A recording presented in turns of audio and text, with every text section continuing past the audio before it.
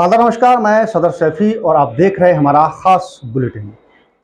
लोकसभा चुनाव 2024 समाप्त हो चुके हैं। नतीजों की घोषणा के बाद अब सबकी नजरें विधानसभा के उपचुनाव पर टिकी हुई है। अगले कुछ महीनों में यूपी सहित कई राज्यों में विधानसभा की सीटों पर उपचुनाव होना है। वहीं यूपी में से 9 विधानसभा सीटों पर उपचुनाव होना है। लोकसभा चुनाव में यूपी की 80 सीटों में से इंडिया ब्लॉक यानी इंडिया गठबंधन को 43 और एनडीए को 36 सीटें मिली थी। वहीं 37 सीटें जीतकर सपा विपक्ष में कांग्रेस के बाद सबसे अधिक सीटों वाली पार्टी बन गई है। ऐसे में कांग्रेस भी विधानसभा उपचुनाव में उतरने की तैयारी कर रही है। वहीं भाजपा ने 33 सीटों पर जीत दर्ज की थी, जबकि 2 सीटें रालोद और 1 सीट पर अपना दल की अनुप्रिया पटेल जीत में अपनी भागीदारी निभाती नजर आई। सपा ने इस बार चुनाव में जमकर अपने विधायकों पर दांव खेला था, जो कि सफल भी रहा। ऐसे में अब सांसदीय या विधायकी किसी एक सीट को चुनने के बाद यहां पर उपचुनाव होना तय है। सपा और बीजेपी ने इस बार 9 विधायकों को चुनाव मैदान में उतारा था।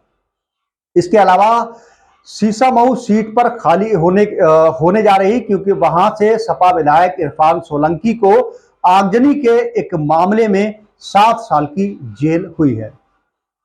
सीसामऊ यानी यहां से सपा विधायक इरफान सोलंकी के जेल जाने से उपचुनाव होंगे। वहीं मिल्कीपुर सपा विधायक अवधेश प्रसाद फैजाबाद से सांसद चुने गए हैं। करल से सपा प्रमुख अखिलेश यादव कन्नौज से सांसद चुने गए हैं। वहीं कठेरी से लालजी वर्मा अंबेडकर नगर सीट से सांसद चुने गए हैं।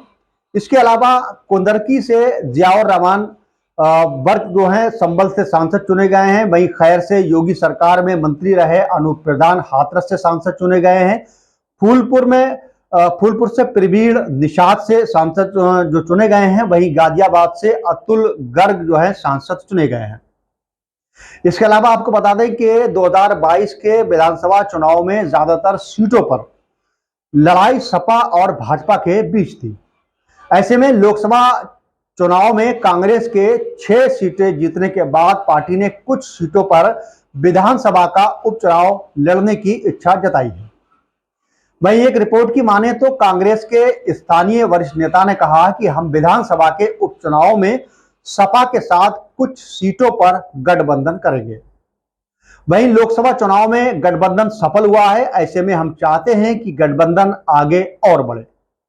अगर ऐसा संभव होता है तो हम अकेले ही चुनाव लड़ेंगे, लेकिन देखना यह होगा कि उपचुनाव में सपा और कांग्रेस के बीच अगर गठबंधन से चुनाव लड़ा जाता है तो क्या इस बार फिर इंडिया गठबंधन अपनी इस जीत की भूमिका को दोहराने में सफल हो पाएगी।